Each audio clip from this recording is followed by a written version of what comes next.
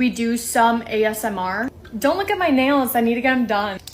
Peach mango. So good. I have a little feeling that I'm about to piss you off. Well, actually not me. Let me not take responsibility for that. Skylar though. She reminds me of Alexee Trevizo. 18-year-old Brooke Skylar Richardson. She went by Skylar, so we're going to be calling her Skylar. Skylar was born and raised in Carlisle, Ohio. She lived at home with her mom, Kim, her dad, Scott, and her brother, Jackson. They were a happy little family. Jackson played football. Skylar was a cheerleader. However, from a very young age, Skylar suffered with body dysmorphia. Her relationship with food was not the best. It was something that massively took control over a lot of aspects in her life. She was also a pretty private person. She didn't care or want to share things that she was dealing with and things in her personal life, especially when it came to her parents. She loved her parents, but she didn't want to overshare or tell her parents too much because it seems like she just wasn't comfortable with it. It wasn't really in her character. However, her parents were aware of her relationship with food and the struggles that she went through with that. They did take her to see a doctor on multiple occasions. Going into 2017, this case was not long ago, but around 2017, Skylar started dating a boy named Brandon, and their relationship looked happy. It looked like it was actually a pretty healthy relationship for her. She began eating more. She started gaining a lot of the weight that she had lost back, which her parents were happy about. Brandon himself was a nice guy. All of Skylar's family really liked him, and Skylar was glowing. She looked really happy. April 26th of 2017, Skylar and her mom go to an OBGYN appointment together. It was Skylar's first appointment with a gynecologist. She was a little bit nervous. She went into the office and her mom waited in the waiting room. At that visit, Skylar was informed that she was pregnant. Not only was she pregnant, but they also let her know that she was already in her third trimester. We know now that at the time of the appointment, Skylar was already 36 weeks pregnant. And as far as we can tell, that was the first time that Skylar found out that she was pregnant herself. She freaked out inside of the doctor's office and she ran out. She refused any kind of care. She needed time to process it. But when she walked out to the waiting room where her mom was, she looked like she was crying. Her mom could tell, but she did not say anything. Skylar didn't share the news. She just told her that she was crying because she was scared because it was her first time at the gynecologist, but she did not tell her mom that she found out that she was pregnant. They go back home. Skylar does not tell any of her friends or family, and a few days after that appointment, she goes to prom with her boyfriend. And I guess she's just one of those people that did not show. She tried on her prom dress months earlier, and when she tried it on again at 36 weeks pregnant, it honestly did not look that much different. Time went on, time passed. Skylar found out that she was pregnant at 36 weeks in April, and now it's July, and nobody knows about it yet. That was until July 14th, 2017, the police show up at Skylar's front door. Her parents answer the door and the cops say that they're there to talk to Skylar. They say that she's not in any trouble, but they do need her to come down to the station to answer some questions about a situation. Their parents were so confused, they had no idea why cops would show up to talk to their daughter. Just like they had no idea about the rumors that were going around claiming that Skylar had been pregnant, had given birth, and had buried her baby in her own backyard. Skylar's taken to the station. They ask her about the situation and she does not try to deny it. I mean, she can't really because there are records showing that she went to an appointment where she was notified of her pregnancy. Her story was that yes, she did go to that doctor's appointment. She found out that she was pregnant, but 2 months after that, she went back to the doctor's office. She let them know that she had given birth to a baby that was stillborn. Skylar claimed that the day that she gave birth, she began having labor pains. She walked down to the basement at her house into the bathroom and gave birth to a baby girl. She claimed the baby girl was not breathing. She did not have a heartbeat, and Skylar tells officers that she did everything she could to help the baby, but when she realized that she would not be able to save it, she walked out to her own backyard, dug up a small grave, and buried her baby. While investigators are in the room with Skylar, others are informing the parents of what's going on. I cannot imagine the shock on those parents' faces. They must have felt heartbreak. I mean, it was their grandbaby as well. When the parents eventually do go into the room to talk to Skylar, Skylar starts crying, saying, I'm sorry, mommy. And her father says, you should have just told us. Meanwhile, another team of officers is back at Skylar's house attempting to find the remains of the baby. They quickly are able to locate the skeletal remains that were buried in the backyard. They let Skylar go home. However, 6 days later, they ask her to come back in. They needed to talk to her some more because the remains had been taken for forensic testing, and the pathologist reported that the baby's bones looked almost charred, as if they had been burned. They asked Skylar about that, and initially she denies it. She says she doesn't know why the bones would be in that condition until she changes her story, and she says that it must have been from when she attempted to cremate the baby's body herself using a lighter. During that round of questioning, she also confessed to investigators that the baby was actually born alive. And with that, Skylar was put in handcuffs, arrested, and charged with reckless homicide. The family paid her bail and she was able to go home awaiting trial. When she later showed up to trial, her charges had changed. They changed to aggravated murder, involuntary manslaughter,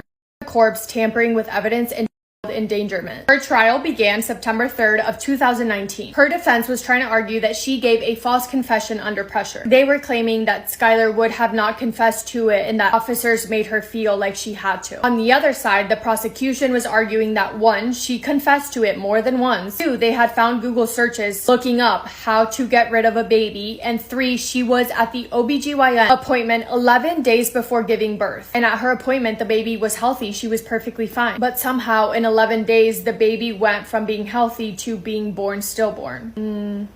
Another big argument the prosecution has that I have not mentioned yet was the claim that Skylar's mom was aware. The doctor's office, the OBGYN, had accidentally sent positive pregnancy results to her mother instead of to Skylar. Skylar's mom took a screenshot of the email, texted it to Skylar, and said, "What is this about?" And apparently, allegedly, Skylar was able to convince her mom that it was a mistake and that it was not true. She was not pregnant. However, some believe that the mom really did know that it was true and that she didn't want Skylar to give birth because the mom, I guess, really cared about their family image. She had this perfect family image that she wanted to present, and she didn't want her young daughter to give birth and risk receiving a different kind of image that she wanted to perceive. There are texts between Skylar and her mother that really are fishy. Let me just explain. When Skylar was trying on her prom dress, she was worried that it was not going to fit. She texted her mom, and one of those sentences said, quote, "I want to look amazing again more than anything. I hate being like this so much." And the day that she gave birth, she texted her mom saying, quote, "I am literally so excited now just for dinner to wear something cute.